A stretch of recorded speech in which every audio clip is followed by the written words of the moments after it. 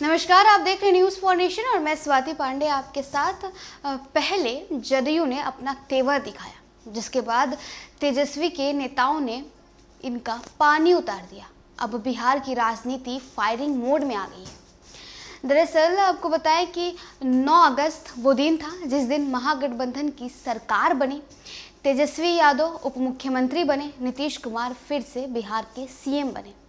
अब बिहार में महागठबंधन की सरकार बने 6 महीने होने जा रहे हैं।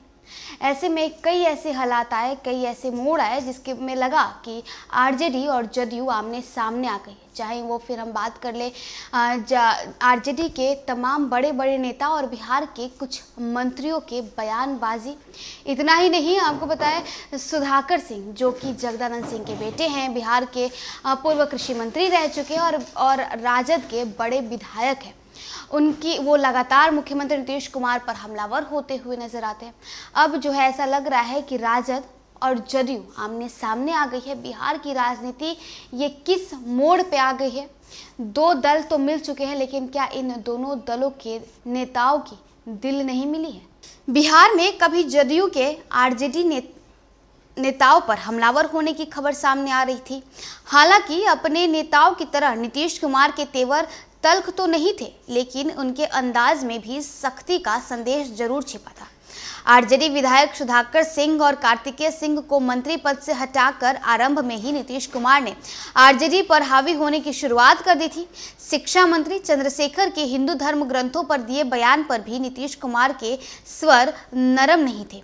सुधाकर सिंह के रुक रुक कर आ रहे बयानों की शब्दावली भी नीतीश को रास नहीं आई थी। उन्होंने अपनी नाराजगी जाहिर तो नहीं की, लेकिन आरजेडी नेतृत्व पर उनके खिलाफ कार्रवाई का जिम्मा सौंपकर उन्होंने उसे कटघरे में खड़ा तो कर ही दिया था। चंद्रशेखर के बयान पर तो उन्होंने अपनी पार्टी के हल्ला ब्रिगेड को बोलने की खुली छूट दे दी थी। ललन सिंह, अशोक चौधरी, नीरज कुमार और उमेश कुशवाहा ने हल्ला बोल दिया था। उपेंद्र कुशवाहा समेत जदयू के अन्य नेताओं की चेतावनी ने सुधाकर को सो कॉज देने पर आरजेडी को मजबूर भी कर दिया। महागठबंधन में अब हालात बदल गए हैं। चंद्रशेखर को जिस तरह जदयू नेताओं ने जलील किया, अब उसी अंदाज में आरजेडी नेता तेजस्वी यादव ने जदयू नेता और पूर्व एमएलसी के बलियावी के बयान पर प्रतिक्रिया दी है। आरजेडी के शीर्ष नेतृत्व पर बीजेपी से मिलीभगत का आरोप लगाने वाले उपेंद्र कुशवाहा के बारे में अनपेक्षित बातें बोलने के लिए नीतीश कुमार को आरजेडी से मजबूर किया गया। इससे यही लगता है कि आरजेडी अब दबने वाली नहीं है, वह भी जदयू को करारा जवाब देने के लिए तत्पर है।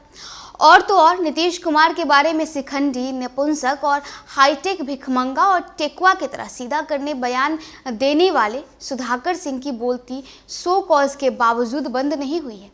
इन सबको किस रूप में देखा जाना है, ये नहीं तेजस्वी ब्रिगेड किसी भी हाल में अब जदयू के ताने या आरोप सुनने को तैयार नहीं है। सुधाकर सिंह ने किसानों की एक सभा में बेहिचक कहा कि 17 साल में बिहार बर्बाद हो गया। सामान्य आदमी को भी यह समझने में देर नहीं लगेगी कि ये 17 साल के सीएम का कार्यकाल था। समझने में चूक हो रही हो तो सुधाकर ने बिना किसी का नाम लिए इन इशारों को देखे। सुधाकर सिंह ने ये कह दिया कि पिछले 17 साल से एक ही व्यक्ति सीएम के पद पर बैठा हुआ है, सीएम के कुर्सी पर कब्जा जमा कर बैठा हुआ है और इस व्यक्ति ने बिहार को बर्बाद कर दिया है। तो देखिए, सो कॉज नोटिस पाने के बाद भी सुधाकर सिंह की तेवर कम होते नहीं दिख रही है। लगातार मुख्यमंत्री नीतीश कुमार पर बयानबाजी देते नजर आ रहे हैं। अब ऐसे में क्या बिहार में आरजेडी और जदयू फिर से आमने सामने आ सकती है? क्या आरजेडी और जदयू के बीच फिर से एक बड़ा दरार पड़ सकता है? नीतीश कुमार के खिलाफ बोलने के पे आरजेडी ने सुधाकर सिंह को तो सो कॉज नोटिस दे ही दिया है, लेकिन फिर भी उनकी जो बयानबाजियां हैं वो कम होने की नाम नहीं ले रही है। जहां एक तरफ बिहार के शिक्षा मंत्री चंद्रशेखर सिंह ने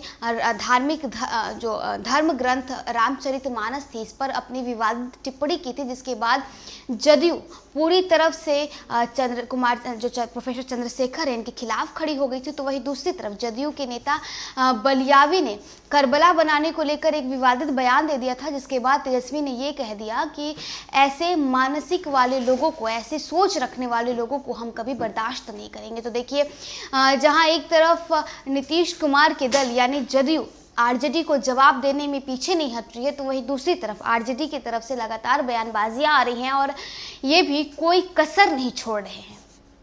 तो चलिए, इस कारण बस इतना ही। और भी वीडियोस और अपडेट्स के लिए आप देखते रहे न्यूज़ फॉर नेशन।